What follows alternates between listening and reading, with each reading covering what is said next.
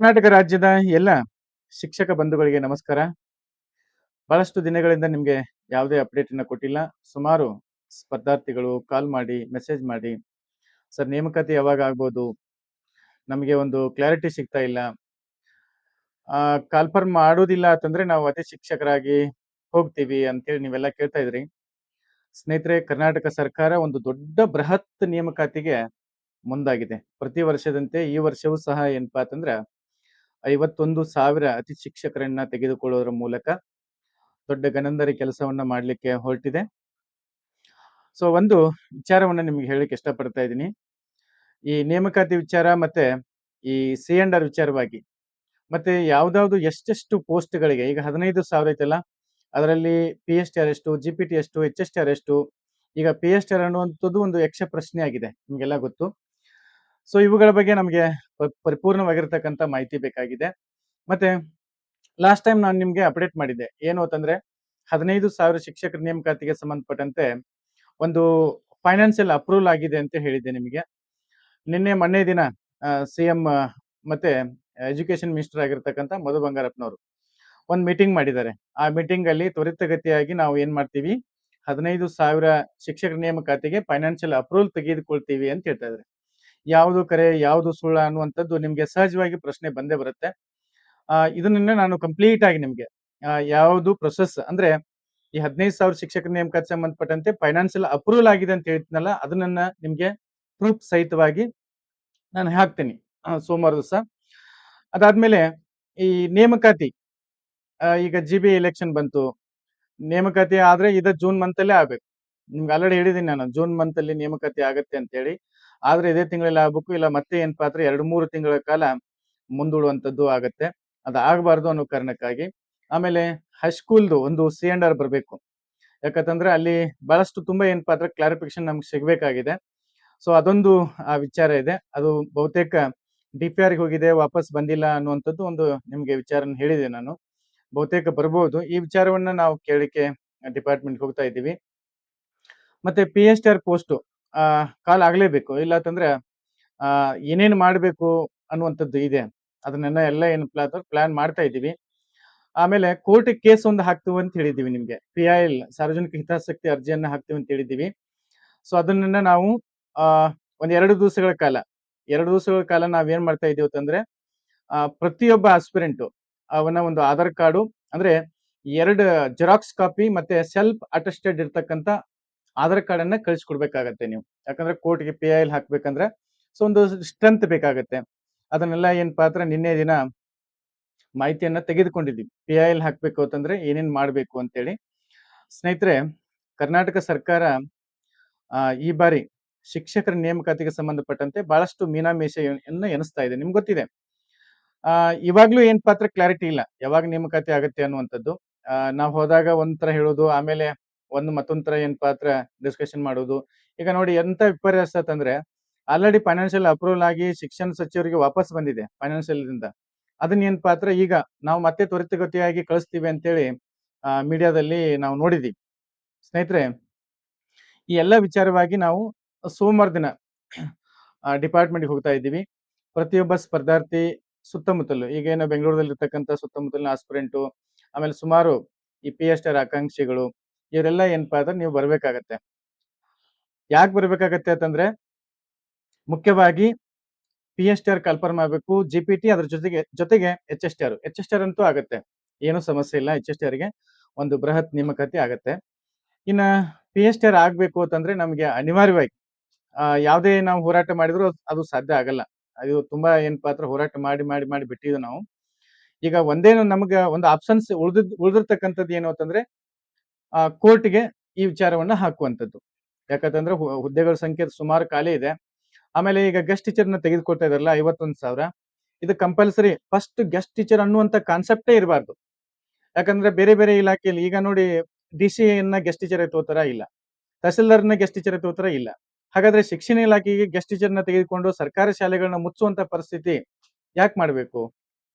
ಅದಕ್ಕೆ ಕೋರ್ಟ್ ಅಲ್ಲಿ ನಾವು ಇದನ್ನ ಪ್ರಶ್ನೆ ಮಾಡ್ಬೇಕಾಗತ್ತೆ. ಯಾಕಂದ್ರೆ ಈಗ ನಾವು ಅಧಿಕಾರಿಗಳಲ್ಲಿ ಸಾಕಷ್ಟು ಮನವಿ ಮಾಡ್ಕೊಂಡಿದೀವಿ. ಆಮೇಲೆ ಲೀಡರ್ಸ್ಗಳಲ್ಲಿ, ಸಚಿವರಲ್ಲಿ, ಶಾಸಕರಲ್ಲಿ, ವಿಧಾನ ಪರಿಷತ್ ಸದಸ್ಯರಲ್ಲಿ ಮನವಿ ಮಾಡ್ಕೊಂಡ್ರು ಸಹಿತ ಇನ್ನೂ ಯಾವುದೋ ಸ್ಪಷ್ಟತೆಯನ್ನ ಕೊಟ್ಟಿಲ್ಲ ಸರ್ಕಾರ. ಅದಕ್ಕೆ ನಮ್ಮ ಮುಂದೆ ಪರಿಹಾರ ಇರುವಂತದ್ದು ಏನು ಅಂತಂದ್ರೆ ಕೋರ್ಟ್‌ಗೆ ಹೋಗ್ಬೇಕು. ಇದಕ್ಕೊಂದು PIL ಹಾಕ್ಬೇಕು ಅಂತೇಳಿ ಸುಮಾರು ದಿನಗಳಿಂದ ಪೇಪರ್ಸ್ ರೆಡಿ ಮಾಡ್ತಾನೆ ಇದ್ದೀವಿ. ಸೊ ಅಂತಿಮವಾಗಿ ಇನ್ನು 2 ದಿವಸದಲ್ಲಿ ನಾವು ಕೋರ್ಟ್‌ಗೆ ಅಪೀಲನ್ನ PIL ಅನ್ನ ಹಾಕುವಂತದ್ದು ಆಗ್ಬೇಕು. ರಾಜ್ಯದ ಎಲ್ಲ ಸ್ಪರ್ಧಾರ್ಥಿ PSTR, GPT, HSR 3 ಏನು ಆಸ್ಪಿರೆಂಟ್ ಇದಿರಲ್ಲ ನೀವು, ಎಲ್ರು ಏನಪ್ಪಾ ಅಂತಂದ್ರ ನಿಮ್ಮ 2 ಆಧಾರ್ ಕಾರ್ಡ್ ಜೆರಾಕ್ಸ್ ನೀವು ಏನಪ್ಪಾ ಅಂತ ಅದ್ರ ಮೇಲೆ ಸಹಿ ಮಾಡಿರ್ಬೇಕು, ಸೆಲ್ಫ್ ಅಟೆಸ್ಟೆಡ್ ಮಾಡಿರ್ಬೇಕು. ಅದನ್ನ ನಾನು ಅಡ್ರೆಸ್ ಹೇಳ್ತೀನಿ. ವಾಟ್ಸ್ಆಪ್ ಗ್ರೂಪ್ ಅಲ್ಲಿ, ಟೆಲಿಗ್ರಾಮ್ ಗ್ರೂಪ್ ಅಲ್ಲಿ ಹಾಕ್ತೀನಿ ಅಡ್ರೆಸ್. ಆ ಅಡ್ರೆಸ್‌ಗೆ ಕನಿಷ್ಠ ಇಷ್ಟಾದ್ರೂ ನೀವು ಕಳಿಸ್ಕೊಡ್ಬೋದು. ಪ್ರತಿಯೊಬ್ರು ಏನಪ್ಪಾ ಅಂದ್ರೆ ಇದನ್ನ ಕೆಲಸ ಮಾಡಿ ಅದಾದ ನಂತರ 2 ದಿವಸ ಆದ ನಂತರ ನಿಮ್ ಬರ್ಬೇಕಾದ್ರೆ ಪೋಸ್ಟ್ ಬರ್ಬೇಕಾದ್ರೆ 2 ದಿವಸ ಆಗುತ್ತೆ. 2 ದಿವಸ ಆದ್ಮೇಲೆ ನಾವು ಕೋರ್ಟ್‌ಗೆ PIL ಅನ್ನ ಹಾಕ್ತೀವಿ. ಒಂದು ವಿಚಾರ.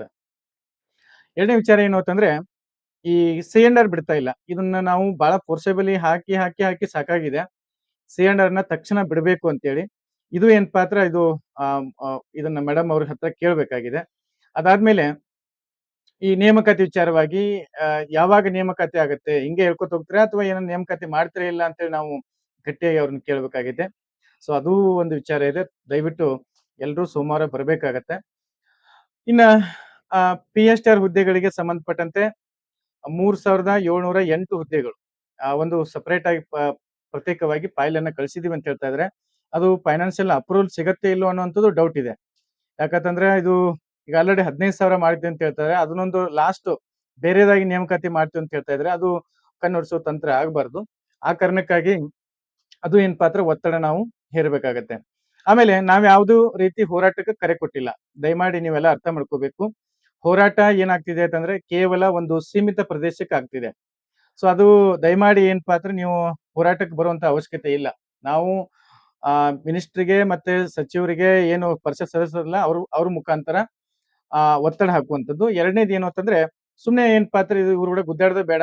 ಕೋರ್ಟ್‌ಗೆ ಅಪೀಲ್ ಹೋದ್ರ ಸರಿ ಹೋಗುತ್ತೆ. ಗೆಸ್ಟ್ ಟೀಚರ್ಗೆ ಕಂಪಲ್ಸರಿ ಈಗೇನ್ ಗೆಸ್ಟ್ ಟೀಚರ್ ತಗೋತಾ ಇದಾರಲ್ಲ ಅವರು ಕಂಪಲ್ಸರಿ ಅವ್ರಿಗೆ TET ಆಗ್ಲೇಬೇಕು. ಅದೊಂದು ಏನಪ್ಪಾ ಅಂದ್ರೆ ನಾವು ಮಾಡ್ಬೇಕಾಗತ್ತೆ. ಯಾಕಂದ್ರೆ ಸುಪ್ರೀಂ ಕೋರ್ಟೇ ಹೇಳಿದೆ ಒಬ್ಬ ಶಿಕ್ಷಕನಿಗೆ TET ಅನ್ನುವಂಥದ್ದು ಕಂಪಲ್ಸರಿ ಬೇಕೇ ಬೇಕು ಅಂತೇಳಿ. ನಮ್ದು ಏನಪ್ಪಾ ಅಂದ್ರೆ PIL ಹಾಕಿರೋ ಕೋರ್ಟ್ ಅಲ್ಲಿ ಕೇಸ್ ಖಂಡಿತ ಗೆಲ್ಲತ್ತೆ. ಹೌದಾ? ನಮಗೆ ಈಗ ಹೆಂಗೆ ಅವರು ಪೋಸ್ಟ್‌ಗಳು ಖಾಲಿ ಇಲ್ಲ, ನಾವು ಮಕ್ಕಳ ಸಂಖ್ಯೆ ಕಡಿಮೆ ಇದೆ ಅಂತ ಹೇಳ್ತಾ ಇದಾರಲ್ಲ. ಸೊ ಇಲ್ಲಿ 40,000 ಗೆಸ್ಟ್ ಟೀಚರ್ ತೆಗೆದುಕೊಳ್ಳುವಂಥದ್ದು ಏನಿದೆ ಪ್ರೈಮರಿ ಸೆಕ್ಷನ್‌ದಲ್ಲಿ. ಸೊ ಇದು ಸರ್ಕಾರದ ನಾಚಿಕೆಗೇಡಿನ ಸಂಗತಿ. ಇವ್ರು ಏನಪ್ಪಾ ಅಂದ್ರೆ ಎಲ್ಲ ಬಿಟ್ಟಿದ್ದಾರೆ. ಇವ್ರಿಗೆ ಹತ್ರ ದುಡ್ಡುನು ಇಲ್ಲ. ಆಮೇಲೆ ಬಹಳಷ್ಟು ಆಕಾಂಕ್ಷಿಗಳ ರೂಟನ್ನು ಏನಪ್ಪಾ ಅಂದ್ರೆ ಇವ್ರು ತಪ್ಪಿಸ್ತಾ ಇದ್ದಾರೆ. ಯಾಕಂದ್ರೆ 2 ವರ್ಷನೋ 3 ವರ್ಷನೋ 10 ವರ್ಷಗಳಿಂದ ಕಾಲ ಓದ್ತಾನೆ ಇದ್ದಾರೆ. ಆಮೇಲೆ ಈ ದೈಹಿಕ ಶಿಕ್ಷಕರಿಗೆ ಸಂಬಂಧಪಟ್ಟಂತೆ ದಿನಾ ಒಂದ್ ಏನಪ್ಪಾ ಅಂದ್ರೆ ರೂಲ್ಸ್ ಬರ್ತಾ ಇದೆ. ಒಮ್ಮೆ ದೈಹಿಕ ಶಿಕ್ಷಕರ ಹುದ್ದೆಗಳು ಅದಾವ ಅಂತ ಹೇಳ್ತಾರ, ಒಂದ್ಸಲ ಇಲ್ಲ ಅಂತ ಹೇಳ್ತಾರ. ಆಮೇಲೆ ಪ್ರಾಥಮಿಕ ಶಾಲೆದು ಅವ್ರಿಗೆ CPED DED ಮೇಲೆ CPED ಮಾಡ್ಕೊಂಡಿರ್ತಾರೆ ಅವರು. ಸೊ ಅವ್ರಿಗೆ ಏಕಾಏಕಿ ಡಿಗ್ರಿ ಮಾಡ್ತೀವಿ ಅಂತ ಹೇಳ್ತಾ ಇದಾರೆ. ಇದು ಎಲ್ಲ ಏನಪ್ಪಾ ಅಂದ್ರೆ ತಪ್ಪಾಗತ್ತೆ. ಆ ಕಾರಣಕ್ಕಾಗಿ ನಾವು ಸೋಮವಾರ ದಿವಸ ಬೆಳಗ್ಗೆ 10 ಗಂಟೆಗೆ ತಾವೆಲ್ಲ ಒಂದು ನಿಯೋಗದ ಜೊತೆಗೆ ಪ್ರತಿಯೊಬ್ರು ಬನ್ನಿ. ಆಮೇಲೆ ಯಾರಿಗೆ ಅನಾನುಕೂಲ ಇರುತ್ತೆ ಅವರೆಲ್ಲ ಏನಪ್ಪಾ ಅಂದ್ರೆ ಒಂದು ಅಡ್ರೆಸ್ ಅನ್ನ ಕೊಡ್ತೀನಿ. ಅದಕ್ಕೆ ದಯವಿಟ್ಟು ಇದು ಒಂದರೇ ಕೆಲಸ ಮಾಡ್ರಿ ದಯವಿಟ್ಟು. ಯಾಕಂದ್ರೆ ಅಲ್ಲೇ ಕೂತ್ಕೊಂಡು ಬರೀ ಕಮೆಂಟ್ ಹಾಕೋದಲ್ಲ. ಇಲ್ಲಿ ಎಷ್ಟು ಕಷ್ಟ ಇದೆ ನಾವು ಹೋಗ್ಬೇಕು ಅಂತಂದ್ರೆ ಅದಕ್ಕೆ ಅರ್ಥ ಮಾಡ್ಕೊಳ್ಳಿ. ಒಂದು ಅಡ್ರೆಸ್ ಮಾಡ್ತೀವಿ. ಅದಕ್ಕೆ ಏನಪ್ಪಾ ಅಂದ್ರೆ 2 ಜೆರಾಕ್ಸ್ ನಿಮ್ದು ಆಧಾರ್ ಕಾರ್ಡ್ ಅನ್ನ ಅದಕ್ಕೆ ಅಟೆಸ್ಟೆಡ್ ಮಾಡಿ ಪೋಸ್ಟ್ ಮಾಡಿ. ದಯಮಾಡಿ ಇವ್ ಯಾಕೆ ಬೇಕು ಅಂತಂದ್ರೆ ಕೋರ್ಟ್‌ಗೆ ಅಪೀಲ್ ಹೋಗ್ಲಿಕ್ಕೆ ಬೇಕೇ ಬೇಕಾಗತ್ತೆ. ಸ್ಟ್ರೆಂತ್ ಎಷ್ಟು ಏನು ಅಂತೇಳಿ ಪ್ರತಿಯೊಬ್ರು ಏನಪ್ಪಾ ಅಂದ್ರೆ ಇದನ್ನ ಫಾಲೋ ಅಪ್ ಮಾಡಿ. ಸೊ ಮತ್ತೆ ಇದಕ್ಕೆ ಸಂಬಂಧಪಟ್ಟಂತೆ ಮತ್ತೆ ನಿಮ್ಗೆ ಅಪ್ಡೇಟ್ ಕೊಡ್ತೀನಿ. ನೇಮಕಾತಿ ಅಂತೂ ಆಗತ್ತೆ. ಬಟ್ ಈಗ ಇಲೆಕ್ಷನ್ ಬಂತು, JB ಎಲೆಕ್ಷನ್. ಸೊ ಅದಕ್ಕೆ ಆ ಕಾರಣಕ್ಕಾಗಿ ಮುಂದೆ ಹೋಗಬಾರ್ದು ನೇಮಕಾತಿ. ಆದ್ರೆ ಇದೇ ತಿಂಗಳಲ್ಲೇ ಆಗ್ಬೇಕು. ಓಕೆನಾ? ಸೊ ಎಲ್ಲ ಒಂದು ಸ್ಪರ್ಧಾ ಆಕಾಂಕ್ಷಿಗಳಿಗೆ ಇದು ಗಮನಕ್ಕೆ ಇರ್ಲಿ. ಸೊ ಮುಂದಿನ ಅಪ್ಡೇಟ್ ಮತ್ತೆ ಕೊಡ್ತೀನಿ. ಆದ್ರೆ ಆಧಾರ್ ಕಾರ್ಡ್ ಅನ್ನ ಪ್ರತಿಯೊಬ್ರು ಏನಪ್ಪಾ ಅಂದ್ರೆ ನೀವು ಕಳಿಸ್ಕೊಡಿ. ಎಲ್ಲಾ ಪೇಪರ್ಸ್ ಅನ್ನ ಎಲ್ಲ ಏನಪ್ಪಾ ಅಂದ್ರೆ ನಾವು ರೆಡಿ ಮಾಡ್ತಾ ಇದೀವಿ. ಓಕೆ? ನಿಮ್ಮ ಸಹಕಾರ ಇರ್ಬೇಕಾಗತ್ತೆ. ಯಾಕಂದ್ರೆ ನಾವೊಬ್ಬರೇ ಫೈಟ್ ಮಾಡ್ರೆ ಆಗೋದಿಲ್ಲ. ಇದು ಸಾರ್ವಜನಿಕ ಹಿತಾಸಕ್ತಿ ಅರ್ಜಿಯನ್ನು ಹಾಕೋದ್ರಿಂದ ಸೊ ಅಲ್ಲಿ ನಾವು ಸರ್ಕಾರಕ್ಕೆ ಒಂದು ಬುದ್ಧಿಯನ್ನ ಕಲಿಸಬಹುದು. ಖಂಡಿತ. ಯಾಕಂದ್ರೆ ಈಗ ನಾವು ಬೆಂಗಳೂರಲ್ಲಿ ಹೋರಾಟ ಮಾಡಿದ್ವಿ ಅಥವಾ ಧಾರವಾಡ ನಿಮ್ಗೆ ಆಲ್ರೆಡಿ ಹೇಳಿದೀನಿ. ಧಾರವಾಡ, ಕಲಬುರಗಿ ಎಲ್ಲ ಹೋರಾಟ ಮಾಡಿದ್ರೆ ಸೊ ಪರ್ಮಿಷನ್ ಕೊಡೋದಿಲ್ಲ, ಬೆಂಗಳೂರಲ್ಲಿ ಕೊಡುತ್ತೆ. ಬಟ್ ಅದು ಏನಪ್ಪಾ ಅಂದ್ರೆ 4 ಗೋಡೆಗಳ ಮಧ್ಯೆ ಆಗತ್ತೆ. ಅಲ್ಲಿ ಯಾರು ಬರೋದಿಲ್ಲ, ಯಾರು ಕೇಳೋರಿಲ್ಲ, ಹೇಳೋರಿಲ್ಲ. ಸುಮ್ನೆ ಹೋರಾಟ ಮಾಡೋದು, ತೂರಾಟ ಮಾಡೋದು, ಚೀರಾಡೋದು, ಹೋಗೋದು, ಮನೆಗೆ ಹೋಗೋದು ಇಷ್ಟೇ ಆಗತ್ತೆ. ದಯಮಾಡಿ ಎಲ್ರು ಏನಪ್ಪಾ ಅಂದ್ರೆ ಅರ್ಥ ಮಾಡ್ಕೊಳ್ಳಿ. ಸೊ ಮುಂದಿನ ದಾರಿಯನ್ನ ನಾವು ಕಂಡುಕೊಂಡು, ಯಾಕಂದ್ರೆ ಕೋರ್ಟ್‌ಗೆ ಖಂಡಿತ ನಾವು ಅಪೀಲ್ ಹೋದ್ರೆ ಸೊ ಸಕ್ಸಸ್ ಅಂತೂ ಗ್ಯಾರಂಟಿ ಸಿಗುತ್ತೆ. Thank you so much. ಎಲ್ರಿಗೂ ಏನಪ್ಪಾ ಅಂದ್ರೆ ಶೇರ್ ಮಾಡಿ. ಪ್ರತಿಯೊಬ್ಬ ಆಕಾಂಕ್ಷಿ ತನ್ನ ಆಧಾರ್ ಕಾರ್ಡ್ ಅನ್ನ ಜೆರಾಕ್ಸ್ ಒಂದು ಮಾಡಿ ಅದನ್ನ ಸಹಿ ಮಾಡಿ ಕಳಿಸ್ಕೊಡಿ. Thank you so much.